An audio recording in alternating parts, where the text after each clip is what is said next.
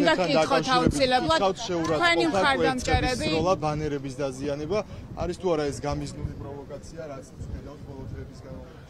ხო, ეს მოძალადე დაჯგუფება დაჯგუფების მხრიდან პირველი შემთხვევა არ არის ძალადობრივი ქმედებები, გუშინაც საზოგადოებამ კიდევ ერთხელ ნათლად დაინახა თუ რას წარმოადგენენ ეს ადამიანები, რა არის მათი მთავარი მიზანი, რით შემოიფარგლებიან.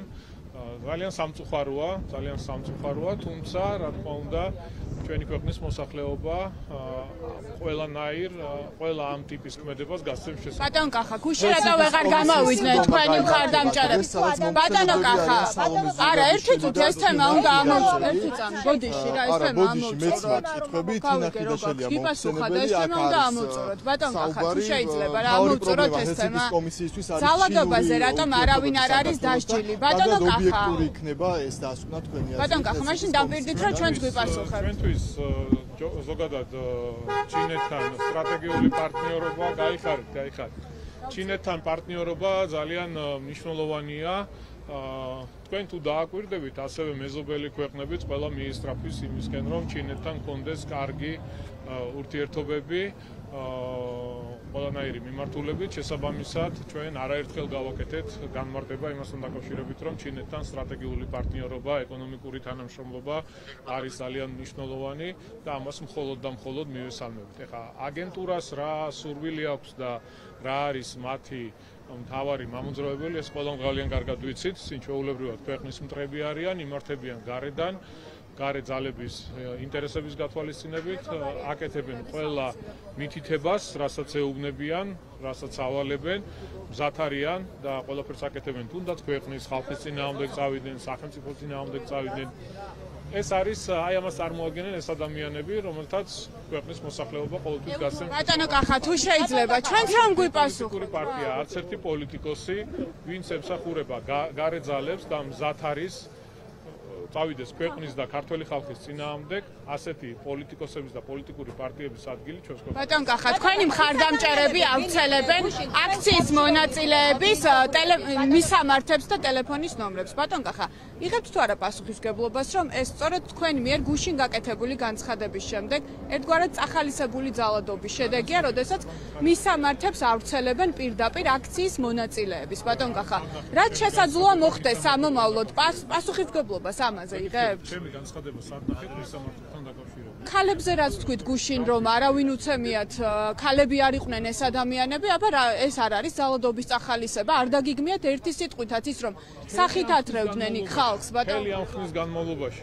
იცით რა არის? ზოგადად სასაცილოა, როდესაც თქვენ ამ კითხვას სვავთ. რა არის სასაცილო? ხა პირველი მოძალადეები, რას კუთხით, აბა? ეს ადამიანები, ვინც აღვივებს შუღლს, ვინც აღვივებს დაპირისპირებას საზოგადოებაში, თქვენ ხართ ის ადამიანები, ვინც თქვენი ბინძური პროპაგანდისტული ტელევიზიით ცდილობთ ბატონ კახა, თქვენმა მხარდამჭერებმა ცემეს აქციის მონაწილეები. რატომ არავინ არ არის დაკავებული აქ? თქვენ გამოსულიყავით და ერთხელ დაგეგმოთ ძალად თქვენ დაგმეთ, ბატონ კახა, როდის დაგმეთ? თქვენ გუშინ ძალად ყოველთვის ახალისებდით, ყოველთვის ხელს უწყობდით, ყოველთვის ტაშს უკრავდით.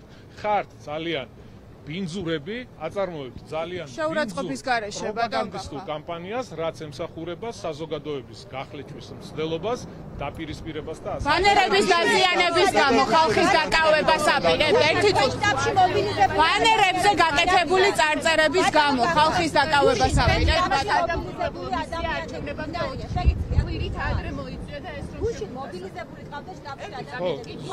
მე მგონია რომ სიმართლე გითხრათ, მე ამ გადაწყვეტილებასაც ველოდებოდი, რომ ისინი არ ჩამოვიდოდნენ იმის გათვალისწინებით, ჩვენ თუ გავიხსენებთ, რა დღე დააყარეს მათ მიერ გაკეთებულ საბოლოო დასკვნას და შეფასებას საპარლამენტო არჩევნებზე. ჯერ ხო გადაუარეს ფეხქვეშ გათელეს დასკვნა, რომელიც იქნა წარმოდგენილი, არა მხოლოდ ქვეყნის შიგნით არსებულმა აგენტებმა, ქვეყნის გარეთ იმ ბოროტმა ძალებმა, რომელიც ქართულ სახელმწიფოს და ქართულ ხალხს ებრძვის დღეს. და მესმის ახლა ამ ორგანიზაციის ხო თავშეკავებულები არიან და არ უნდათ ისევ ამ სიბინძურეში გაიხადოს. ეს არის ჩემი დამოკიდებულება. ბადა დარღვეულია ბატონო კახა. მან განაცხადა რომ ბადა არის დარღვეული ბატონო კახა. მინისტრმა დიდი შეშფოთება გამოხატა საქართველოს ხელისუფლების ქმედებებზე, პოლიტიკურ თავდასხმას შეაფასა ეს მაგალითად მიტანილი იერიში როგორც წოდებენ, როგორ შეაფასეთ ამ ყველაფერს და თავად პეტერ ფიშერის საქმიანობა რამდენად ჯდება დიპლომატიურ რაც შეეხება გერმანიის ელჩს, ნუ არ ვიცი ხა ელჩი უწოდო ამ ადამიანს ცოტა სხვა ქვეყნის წარმომადგენლებისთვის და საელჩოებისთვის შეიძლება შეურაცხმყოფელი იყოს. ეს არ არის ელჩი. ეს ადამიანი ყველანაირ დიპლომატიურ ურთიერთობებს, ყველანაირ წითელ ხაზებს გასცდა, ჩვეულებრივ შიდა პოლიტიკურ თემებში არის ჩარეული. პირდაპირ ჩართულია წახალისებაში, საზოგადოების დაპირისპირების, ჩართულია იმაში, რომ ექსტრემიზმი გააღვივოს და მოხდეს საზოგადოების გახლეჩვა, ეს რა თქმა უნდა ძალიან მძიმეა. როდესაც სხვა ქვეყნის წარმომადგენელი ერევა ქვეყნის შიდა პოლიტიკურ საქმეებში. ჩვენ გავიხსენოთ ასევე საპარლამენტო არჩევნები. რა განცხადებებს აკეთებდნენ, რა მოწოდებები კეთდებოდა, ჩვეულებრივ საარჩევნო კამპანიაში იყვნენ ჩართული და საარჩევნო კამპანიას აწარმოებდნენ და ხალხმა ამ ადამიანებს, ქართველთ მოძულე ვითომ დიპლომატებს გასცა შესაბამისი პასუხი და ისინი საპარლამენტო არჩევნებში დაამტკიცეს. ბატონო კახა თუ შეიძლება ჩვენ მობილიზებული ადამიანები ვინ არიან შეგიძლიათ წარმომადგენლებს ფიზიკურ და სიტყვიერ შეურაცხყოფას აყენებდნენ, როგორ შეაფასებთ ამ მშვიდობიან აქციაზე? ხო, ნუ ეს არ არის ხა პირველი შემთხვევა, ხო? გაიხსენეთ წინა ძალადობრივი აქციები, რაც ტარდებოდა ქალაქში და ყოველ ჯერზე მიმდინარეობდა ბულინგი, შეურაცხყოფა, ფიზიკურადაც კი უსწორდებოდნენ, რაც ძალიან მძიმე და ძალიან ცუდია. ზოგადად ძალადობა ძალიან ცუდია. კიდევ ერთხელ გაჩვენებთ კადრებს. აი ამაზე რატომ არავინ არ არის დაკავებული ბატონ კახა? ვინები იყვნენ ისინი, ვინც გუშინ ყავდა მობილიზებული შტაბში? მობილიზებული არავინ არ ყავს შტაბს. თქვენ იცით რომ ეს არის საარჩევნო შტაბი, რომელიც ყოველდღიურად მუშაობს. იცით რომ საარჩევნო კამპანია მიმდინარეობს, ვართ საარჩევნო კამპანიის რეჟიმში და შესაბამისად ყოველდღიურად მიმდინარეობს მუშაობა. ჩვეულებრივი საარჩევნო პროცესი არის. რატომ არავინ არ არის დაკავებული? ნახეთ აი ხალხს ახოხიალებენ. ნახეთ ჟურნალისტი. ბატონ კახა. ჟურნალისტ ხალხს. ბატონო კახა. სახეს ერთი რატომ წუთი. ეს ადამიანები შეგიძლიათ ჟურნალისტ ბატონ კახა. არა თქვენ შტაბში მყოფი აქციაზე მყოფ ნიღბიანებს რაც შეეხება თუ ისინი ფიქრობენ რომ ნიღბებში მათი იდენტიფიცირება ვერ მოხდება ძალიან ემუქრებით ბატონო კახა აქეთ აქციის მონაწილეებს ემუქრებით ანუ ღია ძალადობას ხედავთ ერთი წუთი ამ კადრს შეხედეთ რა ღია ძალადობას ხედავთ აი აქ ნახეთ ნიღაბიც არ უკეთია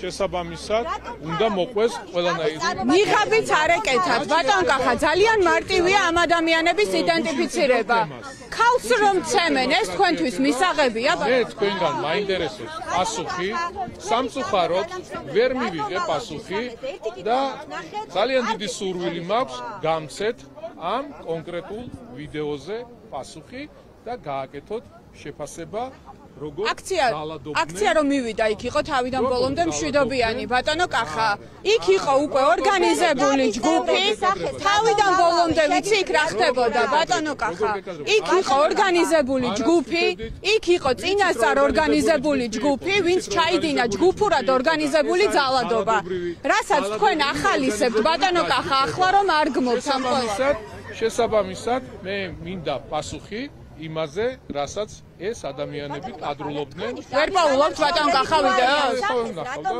მოგაქვით ინფორმაციას გაჩვენებთ და მინდა პასუხი სამუშაო ფორმა გაქვთ ასეთი ბატონ კახა რომ სახეს მალავთ შტაბში მუშაობის დროს შეგიძლიათ გითხრათ რატომ მალავდნენ ეს ადამიანები შტაბში ვინ როგორ გადაადგილდება ეს თქვენი ბატონ კახა სანამ ვიდეოს იპოვეთ აი ეს მაინტერესებს აი ამ ყველაფერს დიახ ბატონ კახა ნახეთ აი თქვენ ხო ამბობთ რომ გვაგინებდნენო და პასუხი გავეცითო ესეთი გენეტიკური კოდი გვაქვსო თქვენი თანაგუნდელები ამბობდნენ ანუ ხალხი ეს მისაღებია. ცემა არის ამაზე პასუხი ბატონო კახა? ბატონო კახა, ცემა ამაზე პასუხი. კატეგორიულად მიუღებელია და არ მივესალმები. რატო არ არის დაკავებული არავინ? არც მე არ მივესალმები ბატონო კახა ნამდვილად. რატო არ არის დაკავებული არავინ ამაზე? რატო არა დაკავებული ამაზე არავინ ბატონო კახა? მამუკამდინარაძეს მიუვარდნენ ხელი და ბატონო კახა.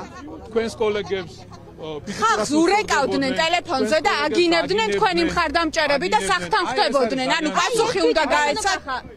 ეს ყველაფერი. ეს ყველაფერი. აი ეს ბიჭი გიორგი სტეფანოვი მოხდა საავადმყოფოში. ნახეთ, ეს წარმოგიდგენიათ ეს ყველაფერი. ბატონო ხალხი არის საავადმყოფოში. აი ეს ბიჭი საავადმყოფოში. ბატონო კახა. ადამიანების მდგომარეობაში. ვის მდგომარეობაში? ადამიანებს მოძალადებს რატო არ იჭერთ ბატონო კახა? მოძალადებს. ბატონო კახა. რატომ გაგიჩენ ვიდეო ჩართეთ? შეიძლება რაღაცა ამდენ ხარ შეაფეთქებებს თავზე. ბატონო კახა, აი თავბატონო რაო? ანუ 20 ოქტომბრამდე აპირებდა რომ აქციები პერმანენტულად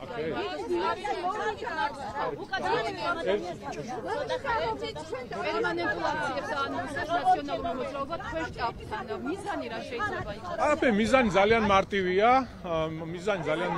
თქვენ იცით რომ საარჩევნო კამპანია მიმდინარეობს და შემოიტანონ დაძაბულობა. ყურადღებას არავინ არ აქცევს, ხო ხედავთ? 30 წელი აკაცუკი გაუბედურებული, რა მდგომარეობაში არიან, გაფარჩაკებული, არანაირი მხარდაჭერა, არანაირი თანადგომა. ჩვენ ყოველდღიურად ვაანონსებთ გზების პროექტის დამთავრებას, სიახლეებს, ისინი აანონსებენ აქციებს. ჩვენ ყოველდღიურად საზოგადოებას ვაწვდით ინფორმაციას ახალ პარკებთან დაკავშირებით, დამთავრებულ სკვერებთან დაკავშირებით, რეაბილიტირებულ რეკრეაციულ არეებთან დაკავშირებით, ისინი კეტავენ ქუჩებს და უდიდეს დისკომფორტს უქმნიან ადამიანებს. ჩვენ ყოველდღიურად ხვდებით ამომრჩეველს და ვესაუბრებით ქვეყნის მომავალზე, ვესაუბრებით თბილისთან დაკავშირებით სამომავლო გეგმებზე. ისინი ხვდებიან ერთმანეთს, მხოლოდ რამდენიმე 30 აკაცუკი შეიკრიბება, აგინებენ ყველა მათ, ვინც მათ გვერდით არ არის და მერე უკვირთ ქართულ ოცნებას და პირადად მე რატომ გვაქვს ამ ხელა მხარი. თქვენ ბანერზე წარწერის გამო ხალხის დაჭერას აპირებთ ბატონო კახა, თქვენ ბანერზე წარწერის გამო ხალხის დაჭერას აპირებთ. გამოძიება დაიწყო. ჩვენ გვახსოვს მათ შორის ნაციონალური მოძრაობის შტაბის დარბევა, ნიკამელია შტაბის დაწვა, რაზეც არავინ არ დაკავებს. კანონი და ყველაფერი უნდა მოხდეს კანონის ხარჯში. არ აქვს იმის უფლება, რომ საარჩევნო პროცესში ხელი შეუშალოთ ბატონო კახა, ნაციონალური მოძრაობის შტაბი რომ დაარბიეს. საარჩევნო შტაბს ქართული ოცნება და ჩვენი საარჩევნო შტაბი არ მისულა არავისთან. ნაციონალურ მოძრაობას რომ მიუვარდნენ და დაარბიეს შტაბი, მელიას რომ შტაბი დაუწეს. ეს თქვენი მხარდამჭერები არიან. ეს